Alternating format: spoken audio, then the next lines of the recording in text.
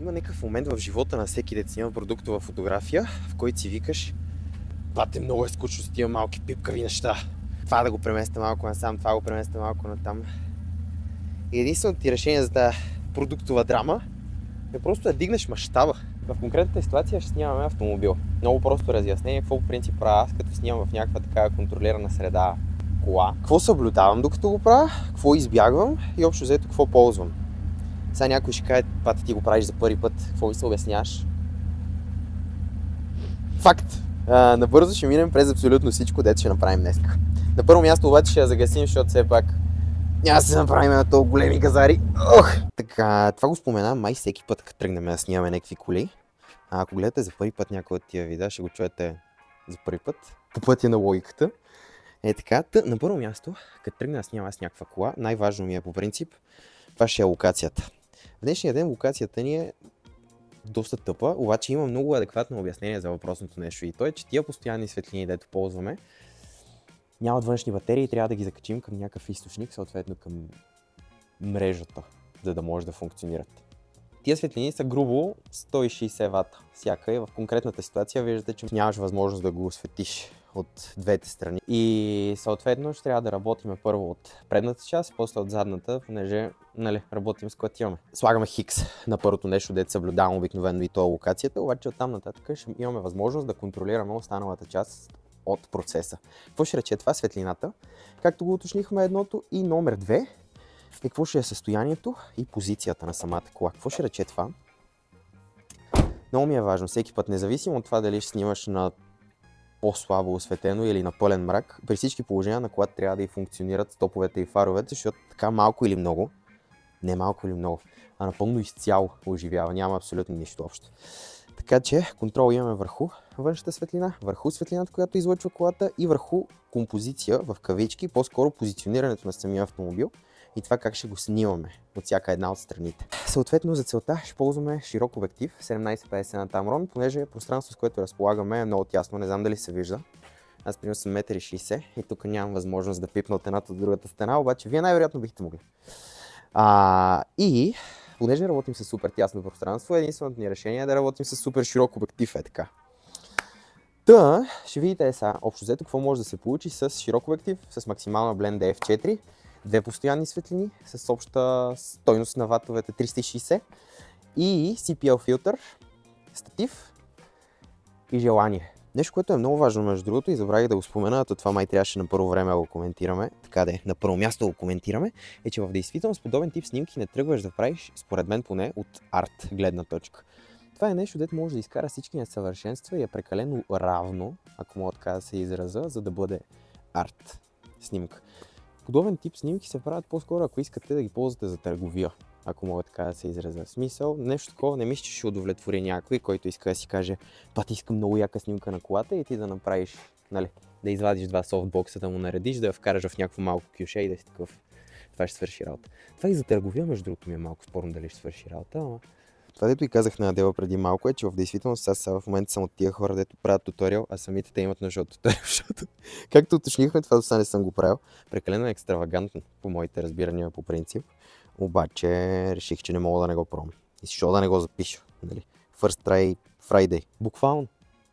Скейтърския живот. Не гони. Това, което правим с този въпросен CPL филтър, който имаме в момента, разкарваме гадните отражения, които имаме от колата отстрани. Защото, както казах, в супер тясна обстановка, от която всичко се връща от всяка. От земята, от стената, от къде ли не, каквото мога да върне връща. И това създава един дискомфорт. Затова да можеш да възприемеш адекватно боята най-малко. Ако тръгнеш да си купуваш нещо такова и погледнеш някаква неравност, ще си кажеш: ето бати, тая е надула отпред на капака, ама не, това в действителност е отражение на камък от страна. За да се избегнат тия неща и чудене, има ли, няма ли надуване и да ви звънат в 4 часа сутринта, да ви питат: в какво състояние е колата, просто слагате филтър. Това е единственото решение. Това, между другото, с широкия обектив е някакъв такъв нож с две острията. Или направо си е нож с едно острие, защото в действителност знаете, че тия обективи създават деформации в кадрите. И става малко неразбираемо точно каква форма е колата. Предполагаемо е, че този човек, дето идва да гледа колата, знае горе-долу за какво става дума и няма да си каже: формата е такава сгъната през корема. Най-вероятно е виждал коя през живота си, но е хубаво да се отбележи. Другия плюс всъщност първия плюс, единствения плюс на това нещо е, че да, има деформация на колата, обаче малко или много бялата ще ви се открои от останалите. Защото да, има и други хора да ще ти направят професионални снимки, ама на колко от хората колата ще им е така на дъга. Никой не се замисля за тия неща. Това, което си мисля, между другото, всеки път при някакви снимки, когато тръгвам да заснемам кола, е, че трябва задължително да са в една и съща пропорция, за да седят хомогенно в обялата.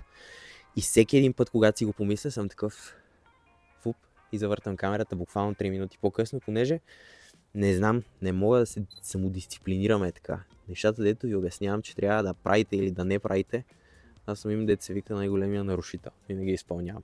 Затова учете се от моите грешки. Правете или всичко е така само хоризонтално или вертикално, защото иначе става много странно. В смисъл, изглежда непрофесионално. Ама ако трябва да сме честни, то е непрофесионално и да снимаш на 17 мм автомобил да продаваш, ама го правим. Какво съблюдаваме днеска? 3 неща като цяло. Първото е, че няма да ви се размине статива, независимо от това дали ще имате някакви външни осветителни тела или не. Статива при всички положения. Второто е, че няма да ви се размине да вземете филтър, дето да разкара от блясъците. И третото е, че в моя случай съм направил много добре, така че съм избрал да взема варил обектив, понеже тази кола просто изглежда абсурдно на 17 мм отзад, прилича на нещо, дето си намерил, сдъвкал и свърлил е така в Lidl от тия нещата, дето са преоценените. Така че, това, което ще направим е да снимаме отзад колата не на 17 мм, защото все пак искаме някой да я погледне и да си каже: ей, това не е лошо, дай да се замисля за него, а не Та на 35 мм ще направим глупости, на 24 мм. Ще направим кадрите отзад, просто защото колата изглежда много нелицеприятно на 17. Каква е идеята на нещо упражнение? Освен това, нали, да изкоментираме горе-долу какво ще е необходимо за нощни снимки, да говорим за това каква да ти е евентуално светлинната схема по време на тия снимки. Отпред нещо, което направихме, е да имаме равно осветен ляв и десен профил, ако мога така да се израза, на колата, и е сравнително равно осветение от едната и от другата половина, въпреки че има някаква чупка на 3/4 да е застанала, влиза едно и също количество светлина и от двете страни, от един и същия ъгъл съответно. Това, което ще направим отзад обаче, е едно малко по-класическо осветление, в което ще имаме две светлини, едната ще запълва, другата ще създава обем, ако мога така да се израза най-просто. Под въпрос е кое ще ви допадне повече. За мен лично другата светлина е много по-яка и агресивна. Аз поне така разглеждам, по-продуктово и по-агресивно е в главата ми, а това някакси повече оценява формите. Нещо друго да ще я кажа. По възможност, като снимате някакви коли, е хубаво да не е на 1.8. Защото ще имате един фар на фокус и всичко друго отзад няма да е на фокус. И другото, което е хубаво да направите в конкретната ситуация, когато е за някаква търговия да правим снимки, е да имате едни и същи кадри от 4-те страни на колата, които аз нямам, защото не ми се занимава да я препаркирам 3 пъти. В смисъл, това е прекалено трудоемко. Някакво да се лъжим за подобен тип кадри, в действителност най-голям плюс се вади при интериора, понеже няма откъде да извадите така светлина в самата кола по друг начин. Ако ще да снимате 12 часа на обяд и да е без покрив, не, в тази ситуация всъщност най-вероятно светлината ще е по-хубава. Ако трябва да бъда честен, ама колко са колите? Деца без покрив по принцип. Разликата в кадрите, то няма смисъл да се коментира по принцип. Значи при интериорните снимки, подобно на екстериорните, е хубаво да вкарате малко от малко така някакво старание, за това колата отвътре да е изчистена. Това по подразбиране обаче и волана, примерно, да ви е прав. Сега в тия снимки, дето ще ви покажа, волана не е прав и колата не е изчистена, обаче не е това идеята. Та е много хубаво да съблюдавате това, освен външно, така и вътрешно. Вътрешно, душата на колата. Това си остава най-несъдържателното видео, дето съм правил до сега. Нещо между другото, дето е супер непрофесионално, е да ви се виждат осветителните тела в кадъра, докато правите каквито и да било снимки. Обаче не знам, за целта ми се струва адекватно, просто защото няма къде да ги скрия. В смисъл, какъв разклонител ще ми трябва да пратя едната там и другата там, и какви светлини ще ми трябват, нещо от националния стадион, за да мога да я осветят малко или много. Така че в конкретната ситуация така ще си затворим очите и ще се направим, че е съвсем нормално. Към подобен тип снимки не се обръщайте никога, освен ако не трябва да върнете парите на някой до петък и в противен случай ще ви щупат краката. Long story short, на разбираем младежки език. В действителност няма абсолютно нищо, където да вземете като съвет, просто защото нямам никаква идея какво правя. Много зле. Единственото хубаво от цялото нещо е, че в действителност разкарах постоянното осветление напред-назад и го ползвах за първи път от 160 000 години, защото не ми се беше случвало. До там, само колкото си иначе ще красят. Резултат, поне при мене, 0. Не е така. Ако може да изкарате нещо по-хубаво, пратете снимки, видео, профил, нещо. Да знам. И така, от тук нататък единственото, дето може да направите, го харесате, просто защото в действителност Аделчето тук ми операторства днеска цяла вечер и умре от студ. Аз вкарах някакво усилие да ги пренеса тия неща до тук и да знам. Малко от малко е така, заслужаваме.